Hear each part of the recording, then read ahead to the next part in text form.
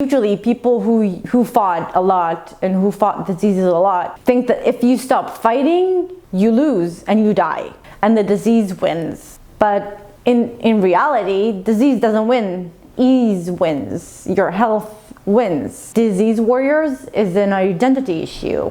Being a warrior, a disease warrior, becomes something greater than just ourselves. It becomes we're part of a community now. We're proud soldiers. We have an army. They have our backs, they take care of us. But I would like to ask you one question. Are you willing to pay the price of war? Hello and welcome to the Ease of Mind channel.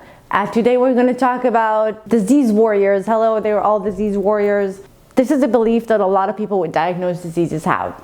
Fighting is exhausting. In war, we all lose. That's what I believe in. War has a price. Being a soldier has a price. Being a warrior has a price. The other side that is exhausted sometimes says, fighting is exhausting for me. I don't want to fight anymore. Whatever happens, I'm good. I trust the universe. I trust the world. I trust this process that I'm going through. Sometimes these two beliefs contradict each other. So what do? Warriors, what do? You keep fighting, and you also have a side that wants to be healthy, that is exhausted of fighting. And you keep moving from one belief to the other. Sometimes you fight and sometimes you're exhausted and you rest. So how do you end this war? So no one likes to be at war all the time. Disease warriors is an identity issue. Being a warrior, a disease warrior, becomes something greater than just ourselves. It becomes we're part of a community now. We're proud soldiers. We have an army. They have our backs. They have our backs, they take care of us. But I would like to ask you one question. Are you willing to pay the price of war? This war that you're fighting has a price. Do you know what the price is, and are you willing to pay for it? If you want to be healthy, you cannot fight. Healthy is not fighting. And as long as you define yourself as a warrior, as a fighter, as a soldier, I think you'll always lose. B, you never reach ease. You never get to that health point. And that's exhausting. That's exhausting. Let me tell you my story. I fought a lot. I lost every single time. The disease became greater. I kept fighting.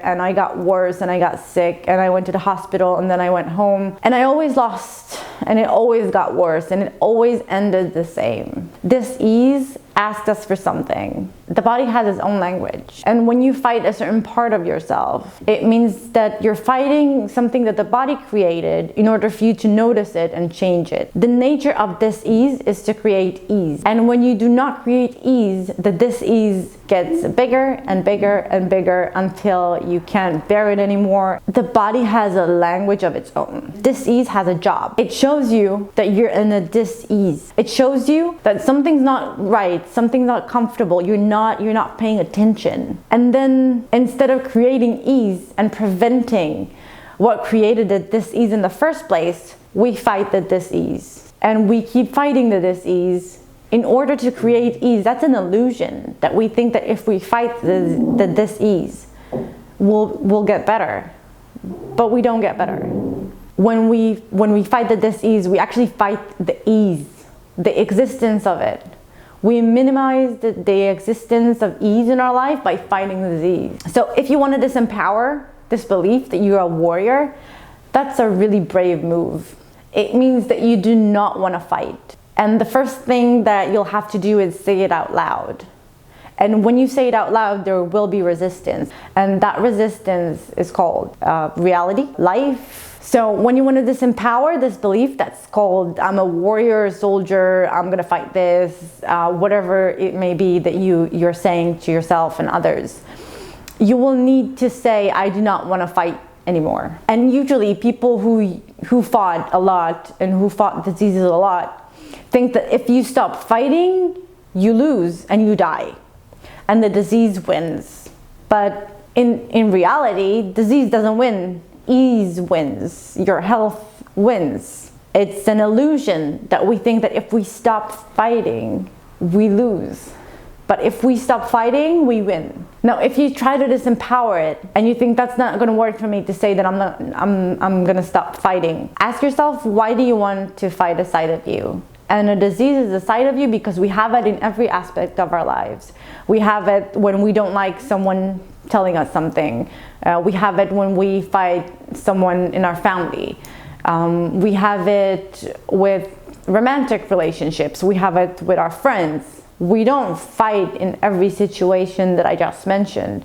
We don't fight everyone all the time. But with dis-ease, it's a part of our identity to fight it. Instead of fighting, appreciate dis-ease and it will create ease. If I'm eating something that's not right for me, I would notice how my body reacts. I would be appreciating my dis-ease because that's my body telling me this is not right for you. And that's how you create ease. You just, don't create that fight. Don't make the dis-ease bigger and bigger every time. Let's talk about how to really disempower a belief. The belief that you're a warrior, that you're in a fight, and the fact that you don't need to fight anymore. So soldiers in their nature are giving a lot of power. They have a lot of power, and that power has a price. So you need to ask yourself, are you willing to pay that price? Is that the kind of energy that you want inside of you and in your environment? Do you really want to fight? Let's move away from disease for a second. From the diseases world, let's talk about something else. There's a great episode on Friends about this. I'm gonna quote it. So Ross and Rachel were playing a game and he asks her, your baby cries, what do? You check if it's hungry, you check if it's dry, you burp it. So the baby is in a dis-ease situation. He's uncomfortable, he cries. And what the parents needs to do is to tick the boxes, check everything, and make that dis-ease go away.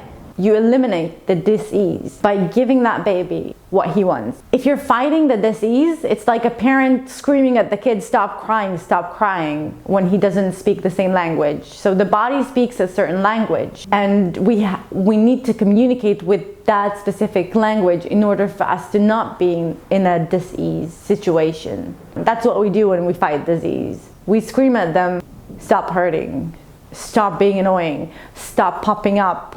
Why are you still here? We need to speak the same language as diseases in order for us to create ease. So we need to actually listen to what they have to say in order for us to not fight them. If you've been fighting a lot of time, you need to practice it for a while. But that's okay, it becomes really easy not to fight because our comfort zone is not in the fighting. It's not our nature to fight. It does not mean you give up on life. It's really important for me to say that. Not fighting, it does not mean you give up on life. It's the opposite. You give yourself energy to actually live a better life. That's what I wanna finish today's episode with this. Empower and no war zone. So when you disempower clashing thoughts, contradicting thoughts, you need to empower the one that you want to believe in and disempower the one that you don't want to believe in. So every thought, every dream that we have has to come down to the physical world by first words, but then you need to take out action.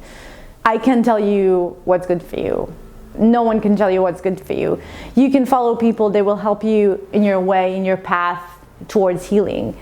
But healing is an individual thing. It means that whatever that person's doing, it might be good for me, I need to try it out, but for sure there's a specific formula for Sian that would make me healthy and someone else would try it, it would not work for him.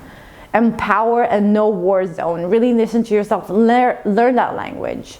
It's a skill to learn the language that your body and your soul speak in. Thank you for being here with me today. I'll see you next time.